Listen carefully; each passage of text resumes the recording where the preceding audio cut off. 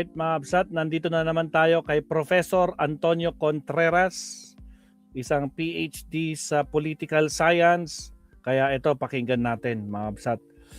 Meron siyang force majeure sa Senado. Naku, le-lecturean niya na naman itong mga senador. Sige, Professor, pasok. Mga subscriber ko sa YouTube. Magandang umaga po sa ating lahat. Andito naman po si Professor Tonton Contreras sa isang namang edisyon ng Usapang Politika dito sa Facebook para sa mga friends ko live. Yun. At doon sa mga followers ko, syempre, kasama na pati yung mga subscriber ko sa YouTube, talagang ganun. Team replay, pero bagamat team replay kayo, special sa akin kasi halos karamihan sa nanonood dito. Wala naman sa Facebook live, karamihan pa ilan lang yung mga kaibigan ko lang yun. Mga friends ko, pero yung karamihan, yung libo-libo na nagsusubaybay sa akin ay syempre dito pa rin talaga sa team replay. Ano ba naman tong aking screen? Nangingialam, ako'y pinapalayo. Diba? O tingnan nyo. Parang ina-adjust ko, pinapalayo ako. Diba? Parang bakit ganun? Diba? Anyway, kasi ganito yata ang mga intelligent na mga laptop na nangingialam. Umingi pala Ano to, force majeure? Yung gumagalaw ako. Oh my goodness. Diba? Parang ayaw akong gitnain. Gumigitna akong ganyan. Pinipilit akong papuntahin dito. Diba? Tuloy, ang aking parang nakatagbingin ganyan. Anyway, reklamo ng reklamo. Buti nga ako may laptop Ang iba wala. Nako, malungkot na balita ngayon. Actually, unahin ko muna yung komentaryo tungkol sa nangyayari sa ating sistema ng edukasyon. Abay, ang laki pala ng porsyento ng mga kabataan ngayon sa grade 11 ang nakakabasa pero hindi nakakaintindi. Yeah, right. Panic po ito. Pag-usapan natin to sa ibang episode. Abay, talagang kaya pala ganun ang maraming mga tao na hindi naintindihan ng politika Imagine, grade 11 grade 11. Diyos ko, ano bang mangyayari sa Grade 11 is Pilipinas kung fourth kabataan year natin high school. Basa, pero hindi marunong umintindi ng binasa nila. Ngayon, nakakatakot yan kasi ang kinabukasan ng bayan ay sa kabataan. Anyway, pag-usapan na itong force majeure sa Senado. Kasi kung tandaan ninyo, di ba nagkaroon ng kaguluhan dahil sa mga pag-push ng majority na pwedeng umattend at bumoto ang mga wala sa sesyon at naka-online lang. Ngayon, nagkaroon ng mga sitwasyon na kung saan yan ay pinayagan dahil nga sa mga national crisis of force majeure, lalo na ng panahon ng pandemya na hindi makapag-convene ang Senado. Si Senator Laila de Lima, nagkaroon ng resolusyon na payagan siya pero hindi pumayag ang Senado. Dapat daw huminga ng permission sa korte at yung korte hindi siya pinayagan. So yung gumagamit kay example ni Senator Laila de Lima, iba po yung sitwasyon na noon. Meron pa nung hindi siya napagbigyan at saka nung panahon na yun ay pandemic. At hindi nga siya pinagbigyan ng Senado hindi rin siya pinagbigyan ng korte.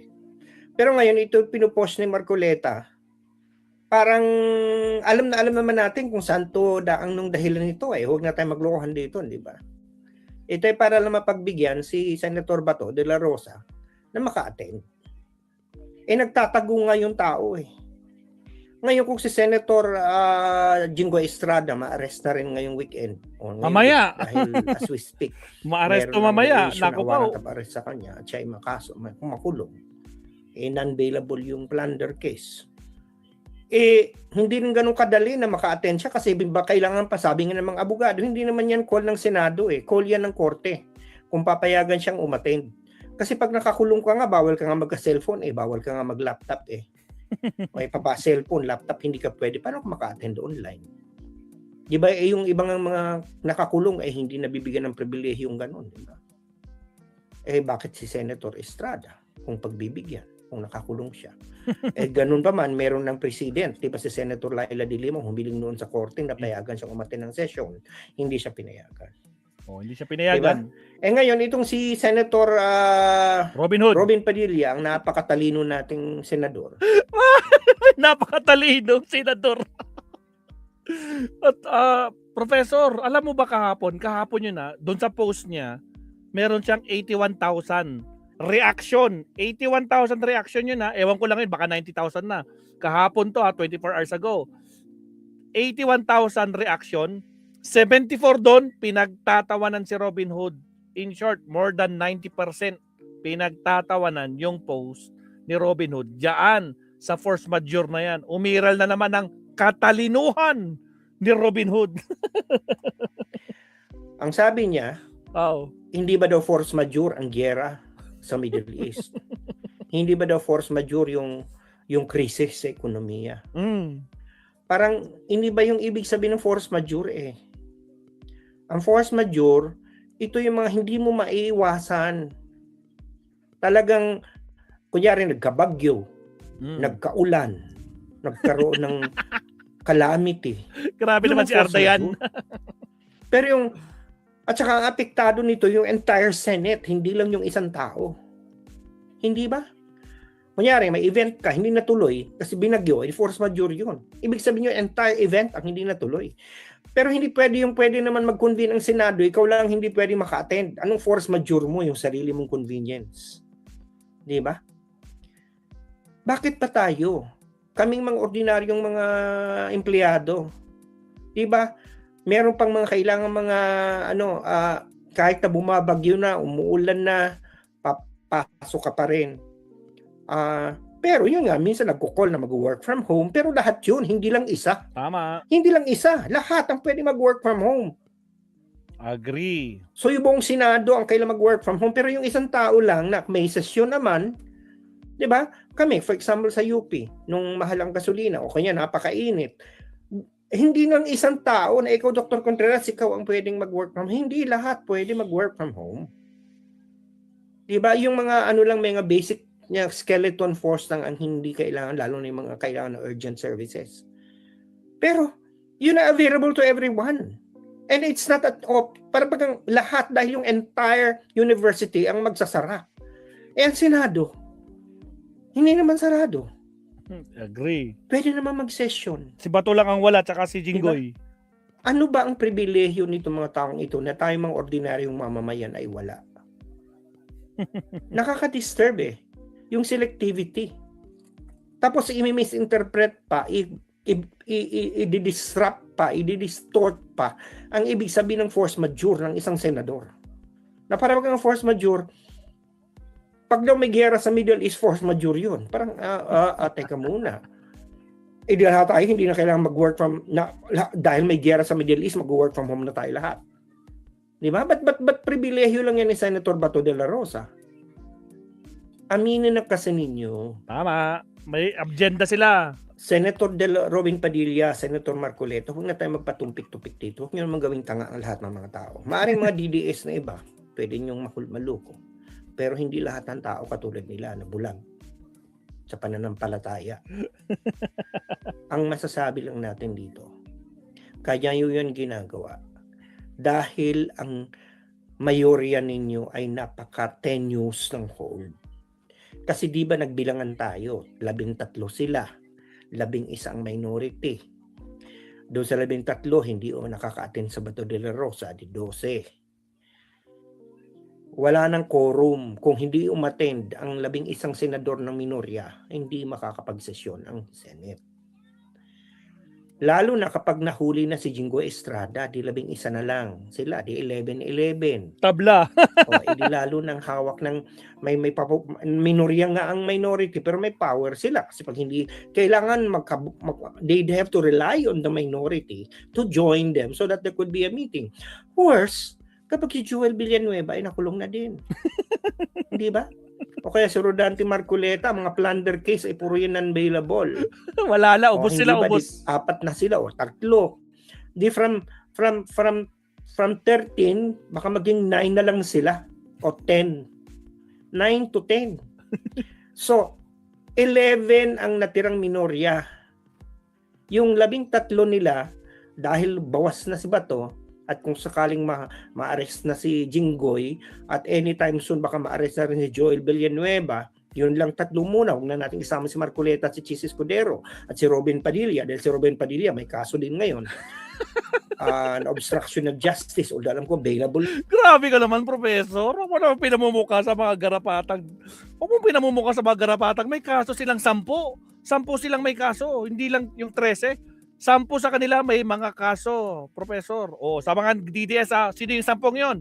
3 Musketeers. Joel Jinggoy Cheese. 2 bilyar. May kaso rin yung 2 bilyar. Tapos si Robin Hood may kaso na. Susunod dyan si Alan Peter Cayetano nakasama dyan sa obstruction. Tapos si Marcoleta na may plunder case na. Tapos sino pa? Si Bongo. Nako po, may plunder case sa Pilipinas at may paparating na warrant galing ICC. Pang-10 si Bato de la Rosa. Kaya lagas talaga sila. Yan. O pag yung 3, di 10 sila. Okay? Dahil 10 sila, 11 ang mga minority, mas maraming minority. Bagamat hindi mapapatalsik si Alan Peter Cayetano sa pagiging presidente, kasi you need 13 votes to do that, hindi kaya ng 11 na minorya, he will be a lame duck Senate President. Tama, walang kasi silbi. Presidente nga siya, pero ang mga senador sa kanyang physically warm bodies ay 10 lang. 9 lang. Kung sakaling mawala yung 3. Dalawa. O edo ngayon, hindi ba? Bumoboto lang naman ng Senate President kung may tie. O hindi ba? Hindi sila The boboto. Senate President only votes when and there is a tie. Pag 12, ay tama. So therefore, he will be there. Di ba? Kahit nga yung 11-11 lang eh. Di ba? Kahit yung 11-11 lang. Hindi Kahit yung 11-11 lang. Mahuli lang si Jinggoy, the majority is in trouble. Kasi para manalo sila, kailangan they have to have more than 11 votes. 11-11 di tayo hindi ba ka? Ngayon, hindi rin makakaboto si Alan Peter pag walang tie. 11 minus 1 kasi 11 yung majority. Tama. Dahil wala na si Jinggoy, wala si Bato. O di 11-11. 11-10, 11-10. Tapos 10 lang doon ang pwedeng bumoto. Talo lagi ang majority. Lame duck talaga, lame duck. Could only break a tie as the presiding officer. See, gets? Tama. Laging deadlock. And so, even on the determination of, for example, during the impeachment trial, okay, the 16 ang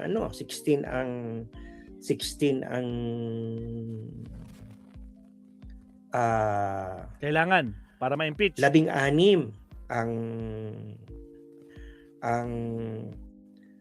ang kailangan boto to acquit at to convict. O hindi maabot yun. Pero during the proceedings of the impeachment, like the opening of envelopes, the calling of witnesses, lalabas lahat yun. the ruling out of order, you need just a simple majority. Tama. Kung yung minorya na 11, Pasok. yun ay buo. Lagi silang talo. Kasi kahit 11 ang nasa majority, yung 10 lang dun muna ang pwedeng bumoto at si Yes. Alan Peter pwede lang siyang bumoto during a tie. At kahit na tie,